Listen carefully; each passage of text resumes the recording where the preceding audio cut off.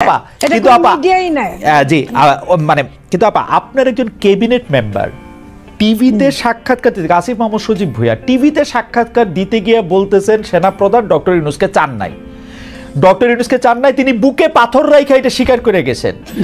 গুজব ছড়াই থেকে আরেকজন লাগে আপা। এখন এইটার ওয়ে হয় ডক্টর ইউনূসকে চাকরি ছাড়তে হবে অথবা সেনাপ্রধানকে বরখাস্ত করতে হবে, আপনারা তো কোনোটাই করেন নাই। অথবা আসিফ মাহমুদ সজীব ভুঁইয়া আপনাদের বলতে হবে যে আপনারা এগুলি কি বলেন, পোলাপাইন হইছেন কতদিন, পোলাপাইন কতদিন থাকবেন না, প্রকাশ্যে বলেন। উনি তো মন্ত্রী, এখন উনি তো মন্ত্রী, আমাদের সন্তান সময় হইলে কি উনি তো মন্ত্রী। তো উনি যখন এটা প্রকাশ্যে বলেন, আপনি দুইজনের চাকরিতে রাখেন কেমনে? ইউনূস বা ওয়াকার সাহেব কারো তো চাকরি ছাড়তে হবে এই কথাটা মানলে। এই তো খালেদ, আপনি কথা না শুনে আপনি রেগে যাচ্ছেন। ব্যাপারটা হলো যে আসলে আসিফ মাহমুদ সজীব ভুঁইয়া যে কথাটা বলছে এটা আপনারা জেনেছেন যে অনেক সমালোচিত হয়েছে এবং এটা আমাদের ভিতরেও অনেক সমালোচনা হয়েছে, কারণ এই কথাটা আসলে সরকারের কথা না এবং সরকারের পক্ষ থেকে হয়ে সে বলেনি, সে তখন মানে তার পুরনো ভূমিকায় চলে গেছে হয়তো, সেজন্য বলেছে, কিন্তু এটা সরকারের কথা কোনো মতেই না।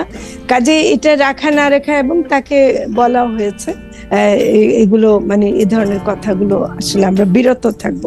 কিন্তু আসলে যেটা হলো যে সেনা প্রধানের সাথে, বা আমি মনে করি যে আমাদের সরকার এখন সুস্থভাবে কাজ করার জন্য আমাদের কিন্তু দেশের সেনাবাহিনী একটা প্রতিষ্ঠান, তার সাথে আমাদের সম্পর্কটা সরকার মানে সম্পর্কটা ভালো রাখা, দূরত্ব কোনো মতেই না রাখা, এটা কিন্তু একটা জরুরি। আমাদের সামনে যে সময়টা আসতেছে আমরা কিন্তু এখানে আমরা কোনো রকম গুজবের কারণে আমরা যেন বিভ্রান্ত না হই, এটা আমি সবাইকে অনুরোধ করব। যে তারেক রহমানের কথা আপনারা দেখলেন যে যেভাবে বলছে, সবাই জনগণের মধ্যে কিছু কিছু মনে করে, কিন্তু আসলে কিন্তু এটা আমি মনে করি যে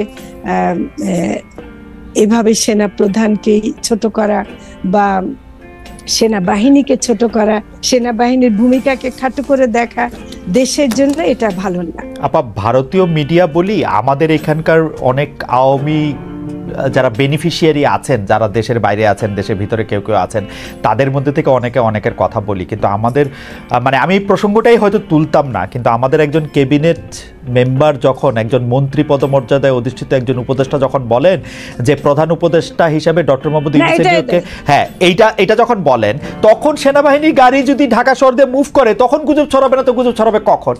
এখন ঘটেছে যে প্রধান উপদেষ্টা আমাদেরকে বকে দিলেন যে আপনারা সাবধানে থাকবেন, তো উনি ওনার ক্যাবিনেট মেম্বারদের বলেন না কেন? না বলেছেন, এটা বলেননি, আপনি কেমনে জানেন? আমাদের আমি তো বলতে দেখি না, তো আমি তো বলতে দেখি না ওনাকে কিছু। আপনি দেখেন না, কিন্তু আমি বলছি যে এটা বলা হয়েছে, এটা নিশ্চয় আর হবে না। এই ধরনের কথা কেউ উপদেষ্টা পদে থেকে এমন কোনো কথা বলবেন না যেটা সরকারের জন্য বিব্রতকর হয়। যেটা হলো যে সেটা মানে যেটা আসলে ঠিক না। তো এটা আমি মনে করি যে আমাদের তরুণরা তো এখন হয়তো তারা উৎসাহে বলে ফেলেছেন, সেটার জন্য আমি মনে করি যে সরকারকে ধরার দরকার নেই। প্রশ্ন তো পুলিশ বাহিনীর যারা মারা গেছেন জুলাই আগস্ট মাসে, তাদের সেই পুলিশ হত্যার বিচার কি হবে কি হবে না, এটা কি আপনাদের মধ্যে আলোচনা হয়? যদিও আমরা জানি 5 থেকে 8 পর্যন্ত যা হয়েছে তার দায় সরকার নিবে না, বা সেটা নিয়ে এটা হবে না, এটা প্রায় ইন্ডিমিনিটি ধরনের একটা জিনিস আছে, এটা নিয়ে কেউ প্রশ্ন তুলছে না, কিন্তু যাদের যায় তাদের তো যায় না। আসলে পুলিশদের মধ্যে আমি একটা দেখেছি যে একটা বড় ধরনের ক্ষত আছে। ওকে ঠিক আছে আপা, আমরা পরবর্তী প্রসঙ্গে যাবো। তো ওয়ারা কিছু বলতে চাইছিলেন, সেই জন্য আমরা একটু ওয়ারাকে শুনি যে আপনি কিছু বলতে চাইছিলেন কিনা। আমি বলতে চাইছিলাম যে মাঝে মাঝে আসলে একটু স্পষ্ট বিবৃতির প্রয়োজনও আছে সরকারের পক্ষ থেকে, যেটা আপনিও বলছিলেন খালেদ ভাই, যে আমাদেরও মাঝে মাঝে শোনা দরকার, কারণ এই সেনাবাহিনীর বিষয়টি নিয়ে তাদের ইনভলভমেন্ট নিয়ে বা সেনাবাহিনী ডক্টর ইউনূসকে চান নাই প্রধান উপদেষ্টা হিসেবে, এই বিষয়গুলো তো আসলে খুবই গুরুত্বপূর্ণ না। কিন্তু আপা একরকম ব্যাখ্যা দিয়েছেন যে এটা আসলে উনি তরুণ একজন উপদেষ্টা আসে নাই, কিন্তু হয়তো ওনারা নিজেদের মধ্যে কথা বলেছেন। কিন্তু আমার মনে হয় যে তরুণ হলেও, আপা যেটি বলছিলেন, তরুণ হলেও মুশকিল, উনি তো এখন একজন মন্ত্রী পদের একজন আছেন, বা ধরেন যারা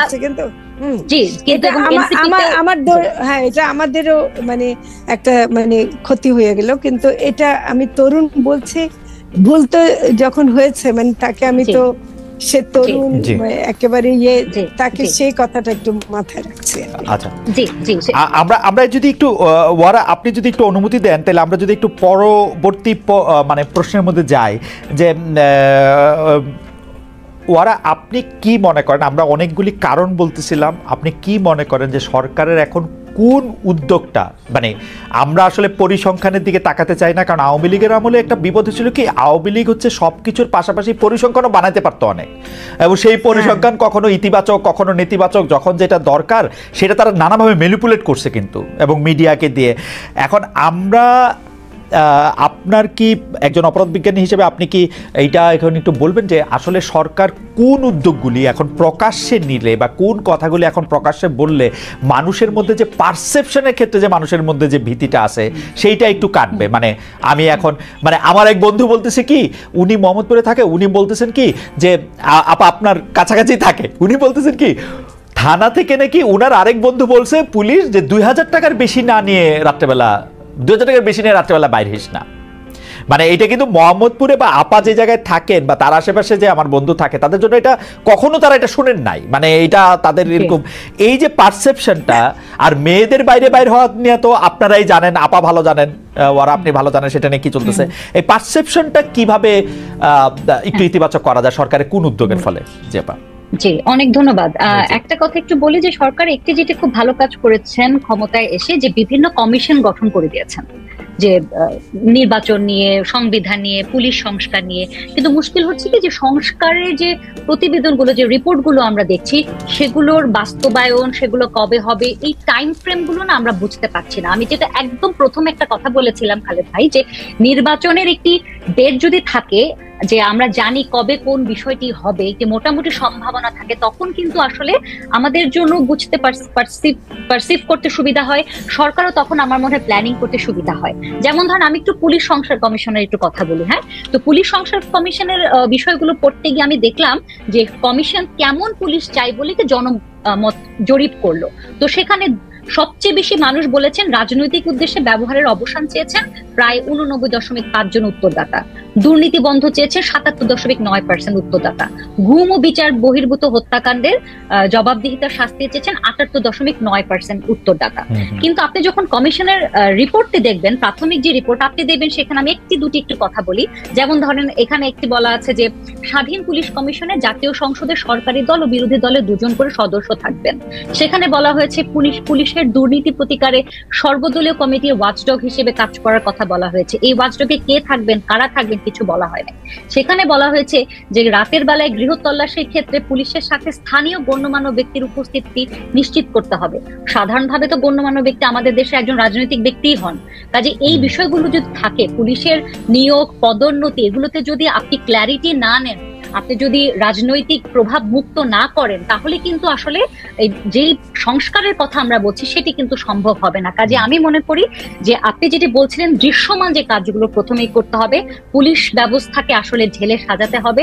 আপনি রাজনৈতিক প্রভাব মুক্ত, দুর্নীতি মুক্ত, জবাবদিহিতা নিশ্চিতকরণ, যেগুলো মানুষ চাইছে, জনমত জরিপে আসছে, কিন্তু ম্যাডাম আপনার কাছে কি মনে হয় না যে, আমি ওয়ারা আপনার কাছে জানতে চাইছি যে আপনার কাছে কি মনে হয় না যে এই পুলিশ বাহিনীকে ঢেলে সাজানোর কথা আমরা মুখে যেরকম করে বলবো, একটা বাহিনী যে 53 বছর ধরে একরকম ভাবে গড়ে উঠেছে তাকে ঢেলে সাজানো মানে যে টেক্স টাইম, এটা তো সরকার আরো 10টা কাজের পাশাপাশি এই কাজটা করতে হলে ওকে তো আমাদের টাইম দিতে হবে। আমরা তো সেই টাইম দিতে আবার রাজি না, আমরা তো বলতেছি ইলেকশন করো, ইলেকশন করে মধ্যে চলে যাও। তো সেটা আমরা 7 মাস 8 মাস আমি আপনার কথা ফুললি এগ্রি করি, যে আমি বলছি না যে ম্যাজিকের মতো আলাদিনের চেরাগ নিয়ে এসে হঠাৎ করে পুলিশ অন্যরকম ব্যবহার করা শুরু করবে। পুলিশের সবচেয়ে বড় মানুষের সাথে সমস্যাটা কোন জায়গায়? পুলিশের ব্যবহার। আপনি যখন কাউকে পুলিশের কথা বলবেন, প্রথম চিন্তা কিন্তু আমার মাথায় আসবে না যে পুলিশ সাহায্যকারী, পুলিশের কাছে আশ্রয় নেওয়া যায়। প্রথমে আমার মাথায় আসবে পুলিশ বোধহয় পেটাবে, পুলিশ বোধহয় আমাকে বিপদে ফেলবে। তো এই যে আমাদের সাইকি, আমাদের মানে জনমনে যে পুলিশকে নিয়ে যে একটা ভয় এবং ভীতি আছে, এটাকে না পরিবর্তন করতে হবে। এখন আপনি যদি বলেন এটা দীর্ঘ সময় লাগবে, এটা শুরু তো কোনো জায়গা থেকে শুরু করতে হবে। এখন আপনি দেখছেন পুলিশ সুযোগ পেলেই শ্রমিককে পেটাচ্ছে, বাম দলের কিছু ছাত্রদের বিরুদ্ধে মামলা করে দিচ্ছে। আমি একটু বলি আপা, পুলিশ যখনই আমরা বলছি যে পুলিশের মনোবল দুর্বল হয়ে গেছে, কিন্তু আবার যখনই সুযোগ পাচ্ছে ধরে ধরে পেটাচ্ছে যারা রাজনৈতিকভাবে, সামাজিকভাবে, অর্থনৈতিকভাবে একটি দুর্বল অবস্থায় আছেন। আরেকটি কথা আমি বারবারই বলতে চাই যে এতগুলো কমিশন হয়েছে কিন্তু আমরা কিন্তু কোনো পিস এবং রিকনসিলিয়েশন কমিশন দেখি নাই। এটা কেন দরকার? ওই যে আমি বললাম যে জনগণের সাথে পুলিশের রিকনসিলিয়েশন, শিক্ষকের সাথে আপা নিশ্চয়ই বলবেন, কিন্তু ওয়ারাপা আমি একটু বলি, এই সরকারের জন্য মানে রিকনসিলিয়েশন কোনো একটা কিছু করাও ওদের জন্য একটু, আমরা তখন বলতে শুরু করব ওরা আওয়ামী লীগকে পুনর্বাসন করতেছে, তো সেটা একটা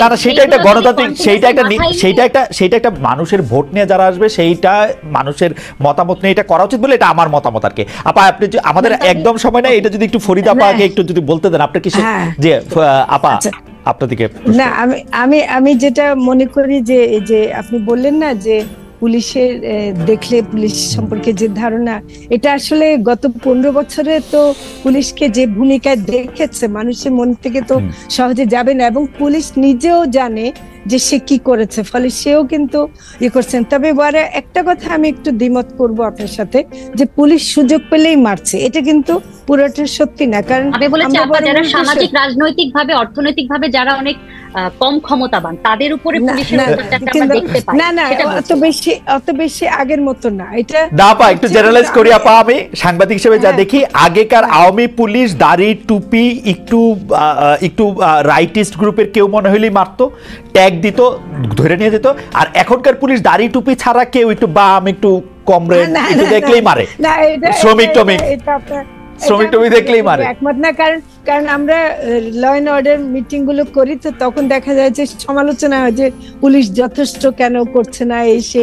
আচ্ছা যাই হোক, এটা আপনার পারসেপশন আর আমার পারসেপশন পার্থক্য হতে পারে, তাই না? কিন্তু আমি বড় একটা কথা বলবো যে শুধু যে জনগণ পুলিশের অ্যাকশন বা এগুলো, অবশ্যই ল এন্ড অর্ডার সিচুয়েশনটা প্রায়োরিটি পাবে, কিন্তু আমাদের জনগণ এখন যে কাজটা আমাদের মনে হয় যে জনগণ চায় এবং আমাদেরকে করতে হবে, সেটা হলো বিচার করা। এই যে অপরাধীদের বিচার করা, গণঅভ্যুত্থানের যে হত্যাকারীদের বিচার করা, আরেকটা যেটা সাধারণ জনগণের সাথে যুক্ত, সেটা হলো দ্রব্যমূল্যকে সহনশীল পর্যায়ে রাখা। এটার জন্য আমরা বেশি কাজ করছি, এটার জন্য মনোযোগ দিতে হচ্ছে।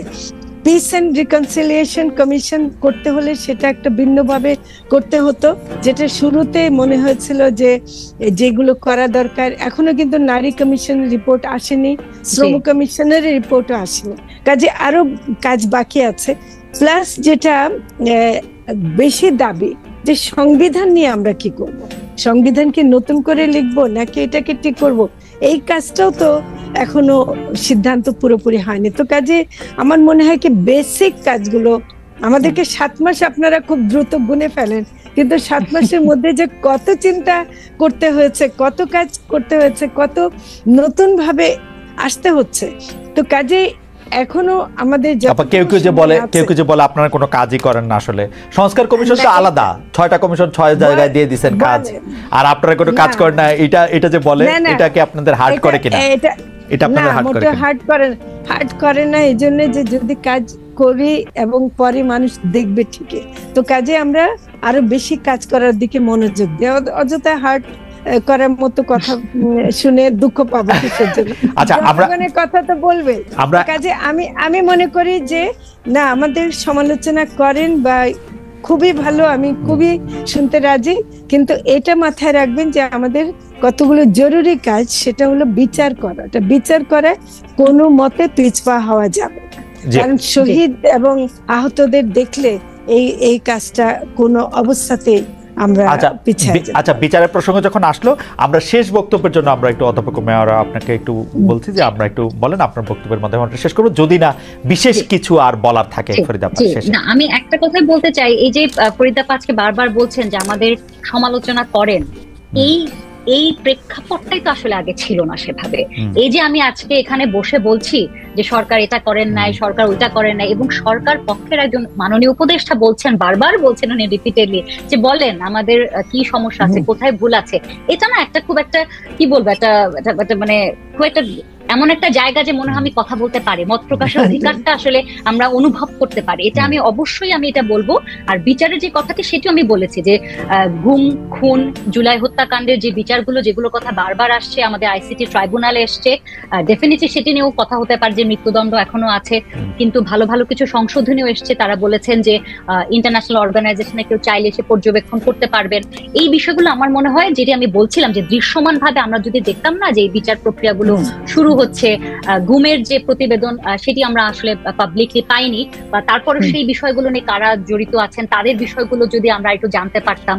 দ্রব্যমূল্য তো ভীষণভাবে নিয়ন্ত্রিত বর্তমানে, কাজে এই যেগুলো মানুষের সবচেয়ে বেশি জীবনের সাথে জড়িত এবং আবেগের সাথে জড়িত, আমি বারবার বলছি, এবং অভ্যুত্থানের আবেগের সাথে জড়িত, সেই বিষয়গুলো যদি সরকার দৃশ্যমান ভাবে সেই জায়গাগুলো শুরু করতে, আমার মনে হয় যেটা চমৎকার ভাবে বলেছেন। শুধু আমি একটা দায়িত্বের জায়গা থেকে, কারণ পুলিশ বাহিনীর পরিবারের কতজন সদস্য আপনার দৃষ্টি আকর্ষণ করছেন, আমি প্রশ্নটি করে রাখছি। আপনি এক লাইনে এটি বলতে পারেন ফরিদা, নাও বলতে পারেন, কিন্তু আমি দায়িত্বের জায়গা থেকে